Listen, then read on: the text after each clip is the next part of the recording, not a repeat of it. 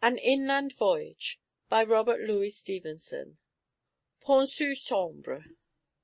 We are pedlars. The Cigarette returned with good news. There were beds to be had, some 10 minutes' walk from where we were, at a place called Pont. We stowed the canoes in a granary, and asked among the children for a guide. The circle at once widened round us, and our offers of reward were received in dispiriting silence. We were plainly a pair of Bluebeards to the children. They might speak to us in public places, and where they had the advantage of numbers; but it was another thing to venture off alone with two uncouth and legendary characters, who had dropped from the clouds upon their hamlet this quiet afternoon, sashed and benived, and with a flavour of great voyages. The owner of the granary came to our assistance, singled out one little fellow, and threatened him with corporalities, or I suspect we should have had to find the way for ourselves. As it was, he was more frightened at the granary man than the strangers, having perhaps had some experience of the former. But I fancy his little heart must have been going at a fine rate, for he kept trotting at a respectful distance in front, and looking back at us with scared eyes. Not otherwise may the children of the young world have guided Jove or one of his Olympian compeers on an adventure. A miry lane led us up from Quartes, with its church and bickering windmill. The hinds were trudging homewards from their fields. A brisk little woman passed us by. She was seated across a donkey between a pair of glittering milk cans, and, as she went, she kicked jauntily with her heels upon the donkey's side, and scattered shrill remarks among the wayfarers. It was notable that none of the tired men took the trouble to reply. Our conductor soon led us out of the lane and across the country. The sun had gone down, but the west in front of us was one lake of level gold. The path wandered awhile in the open, and then passed under a trellis like a bower indefinitely prolonged. On either hand were shadowy orchards. Cottages lay low among the leaves, and sent their smoke to heaven. Every here and there in an opening appeared the great gold face of the west. I never saw the Cigarette in such an idyllic frame of mind. He waxed positively lyrical in praise of country scenes. I was a little less exhilarated myself. The mild air of the evening, the shadows, the rich lights, and the silence, made a symphonious accompaniment for our walk, and we both determined to avoid towns for the future and sleep in hamlets. At last the path went between two houses, and turned the party out into a wide muddy highroad, bordered, as far as the eye could reach on either hand, by an unsightly village. The houses stood well back, leaving a ribbon of waste land on either side of the road, where there were stacks of firewood, carts, barrows, rubbish-heaps, and a little doubtful grass. Away on the left a gaunt tower stood in the middle of the street. What it had been in past ages I know not. Probably a hold in time of war, but nowadays it bore an illegible dial-plate in its upper parts, and near the bottom an iron letter-box. The inn to which we had been recommended at Quartes was full, or else the landlady did not like our looks. I ought to say that with our long, damp india-rubber bags we represented rather a doubtful type of civilization, like rag-and-bone men, the Cigarette imagined. "These gentlemen are pedlars? Ces messieurs sont les marchands?" asked the landlady, and then, without waiting for an answer, which I suppose she thought superfluous in so plain a case, recommended us to a butcher who lived hard by the tower, and took in travellers to lodge. Thither went we, but the butcher was flitting, and all his beds were taken down, or else he didn't like our look. As a parting shot we had, "These gentlemen are pedlars?" It began to grow dark in earnest. We could no longer distinguish the faces of the people who passed us by with an inarticulate good evening. And the householders of Pont seemed very economical with their oil, for we saw not a single window lighted in all that long village. I believe it is the longest village in the world, but I dare say in our predicament every pace counted 3 times over. We were much cast down when we came to the last auberge, and looking in at the dark door, asked timidly if we could sleep there for the night. A female voice assented in no very friendly tones. We clapped the bags down and found our way to chairs.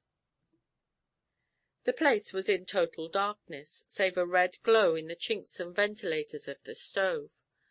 But now the landlady lit a lamp to see her new guests. I suppose the darkness was what saved us another expulsion, for I cannot say she looked gratified at our appearance. We were in a large bare apartment, adorned with 2 allegorical prints of music and painting, and a copy of the law against public drunkenness. On one side there was a bit of a bar, with some 1/2 bottles. 2 labourers sat waiting supper, in attitudes of extreme weariness.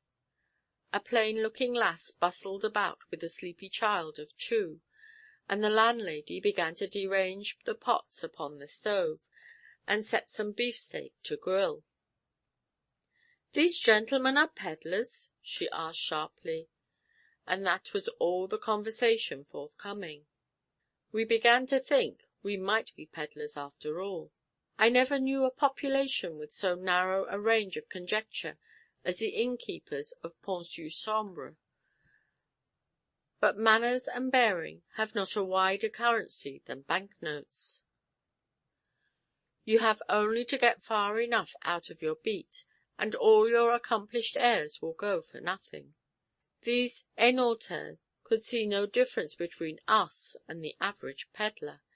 Indeed, we had some grounds for reflection while the steak was getting ready, to see how perfectly they accepted us at their own evaluation, and how our best politeness and best efforts at entertainment seemed to fit quite suitably with the character of packmen.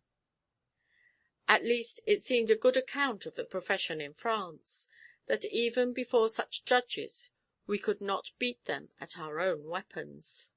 At last we were called to table. The 2 hinds, and one of them looked sadly worn and white in the face, as though sick with overwork and underfeeding, supped off a single plate of some sort of bread–berry, some potatoes in their jackets, a small cup of coffee sweetened with sugar–candy, and 1 tumbler of swipes. The landlady, her son, and the lass aforesaid took the same. Our meal was quite a banquet by comparison. We had some beefsteak, not so tender as it might have been, some of the potatoes, some cheese, an extra glass of the swipes, and white sugar in our coffee. You see what it is to be a gentleman—I beg your pardon, what it is to be a pedlar. It had not before occurred to me that a pedlar was a great man in a labourer's alehouse, but now that I had to enact the part for an evening, I found that it was so. He has in his hedge–quarters somewhat the same pre–eminency as the man who takes a private parlour in an hotel. The more you look into it, the more infinite are the class distinctions among men. And possibly by a happy dispensation there is no one at all at the bottom of the scale, no one but can find some superiority over somebody else, to keep up his pride withal.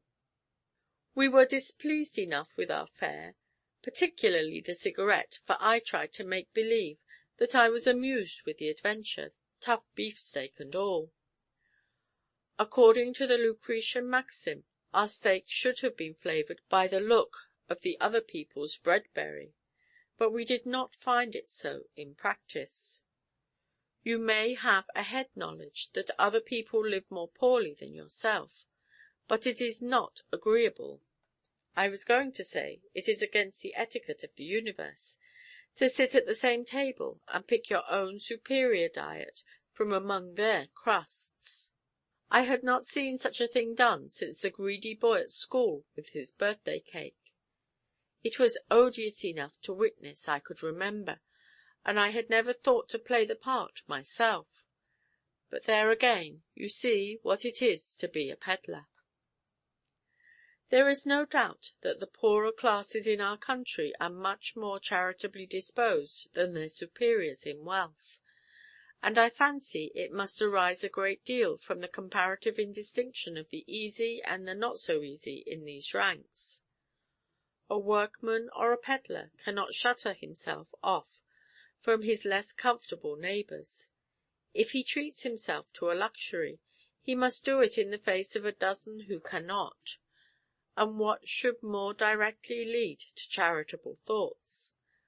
Thus the poor man, camping out in life, sees it as it is, and knows that every mouthful he puts in his belly has been wrenched out of the fingers of the hungry.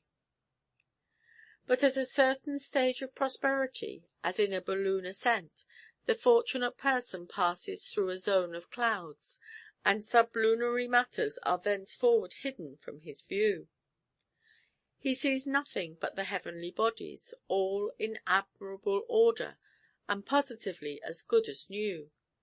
He finds himself surrounded in the most touching manner by the attentions of Providence, and compares himself involuntarily with the lilies and the skylarks. He does not precisely sing, of course, but then he looks so unassuming in his open landau. If all the world dined at one table, this philosophy would meet with some rude knocks. End of section 6.